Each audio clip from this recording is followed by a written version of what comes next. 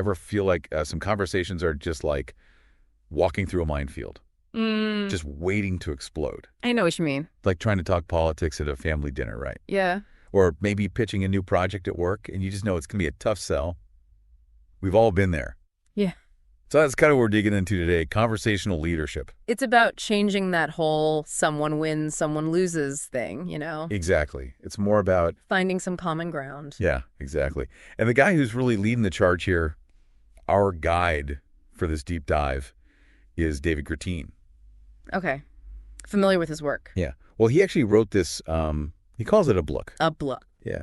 This could have this blend of a blog and a book. I think it's brilliant. Anyway, I stumbled across it online, and bam, that's what sparked this whole deep dive. But he talks about this thing called a conversation covenant. Like a set of guidelines for tough conversations. Exactly. And he's really talking about those conversations where, like, ideologies clash. Yeah. High emotions. Where you just know an argument could erupt at any second. Okay. So, those situations where your stomach kind of clenches up a little. For sure. And you're like, maybe I'll just avoid that topic altogether. Right. But the whole point of this covenant thing is to take those potentially explosive situations and actually do something with them, make them constructive, you know? So it's not about, like, silencing people or forcing everyone to agree. Not at all. It's about creating a space where everyone feels safe. Safe enough to share their real thoughts and feelings. So how does this conversation covenant actually work? Is it like a contract you make people sign? No, nothing like that. It's more about setting some ground rules. Everyone agrees on them beforehand, and it just sets the stage for a more respectful, more productive dialogue. So it's more about shifting your mindset going in. Exactly. Interesting. Now I'm really curious about these ground rules. What do you call them? He calls them pledges, commitments you make, both to yourself and to the other people in the conversation, to help keep things on track. Pledges. I like it. Can you give me an example? Something our listeners, they're all about practical tips, something they can actually use. Absolutely. One of the most powerful ones, in my opinion, at least, is this idea of giving the benefit of the doubt. Okay, I like it already. I mean, we've all been there, right? Someone says something that rubs you the wrong way, and instantly you're like, okay, what's their angle? You jump to conclusions about their intentions. But this pledge, it forces you to just pause, take a breath, consider other possibilities. So instead of, like, firing off that angry email assuming the worst, you take a second and think, maybe they just phrased it poorly. Exactly. Or maybe there's some context you're missing, something going on in the background. So it's about assuming good faith. Yeah. Until proven otherwise, I guess. Yeah. It can really de-escalate things before they get out of hand. That is such a simple but powerful shift, though. I like it. Makes a lot of sense. Now, I'm curious about some of these other pledges. Okay, so give the benefit of the doubt. I like that one.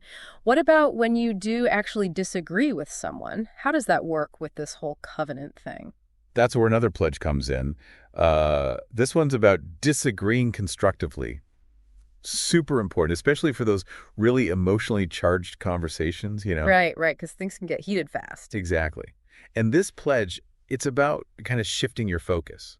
Instead of attacking the person. You attack the argument. Well, not even attack, really. It's more like engaging with their ideas, but respectfully, thoughtfully. You're acknowledging what they're saying, even if you don't agree with it. So less you're wrong and more, I see where you're coming from, but... Exactly. You're adding your own perspective to the mix instead of just trying to shut theirs down completely. That back and forth, that's how you actually move a conversation forward, It makes sense, totally. But I'm already imagining some of our listeners out there thinking, okay, what's to stop someone from just, like, using these pledges as weapons? Oh, I know. Like, you didn't give me the benefit of the doubt. You violated the covenant. Exactly. Yeah, that's a really important point. And Gratien, he actually addresses that directly. He has another pledge. This one's about not weaponizing the rules. Okay, good. Because the whole point of this is to have better conversations, not to give people more ammo for an argument. Exactly. The covenant, it's not about being right. It's about creating a space for dialogue, for understanding. So it's about self-awareness, holding yourself accountable first. 100%. It's about really living these pledges, internalizing them, not using them to control other people or win an argument. So how do we actually, like, put this into practice? Well, imagine you're in one of those classic tense team meetings. Ugh, the worst. Everyone's stressed, deadlines are looming, and let's say there's this new project that's causing some major disagreements. Can you picture it? Oh, I can feel the tension already. Right, like a breeding ground for one of those impossible conversations. But now imagine everyone in that room, they've all kind of bought into this conversation covenant idea. They're all committed to giving each other the benefit of the doubt, to disagreeing constructively, not weaponizing the rules. Oh, okay, yeah, I can see how just that shared understanding, that shift in mindset, it could change the whole dynamic. Exactly. Suddenly, instead of just instantly shooting each other's ideas down, people are actually taking a moment to consider different perspectives. They're really listening to understand each other's concerns, even if they don't agree with them. So it becomes less about individual agendas and more about, like, the collective good. Yeah.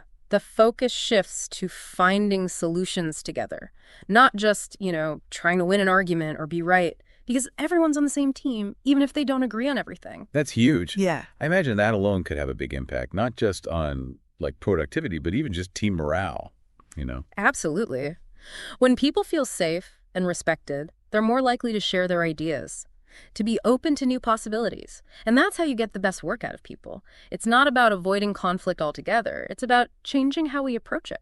It's like instead of just one person trying to solve everything, you've got this whole team all working together, bouncing ideas off each other. Exactly.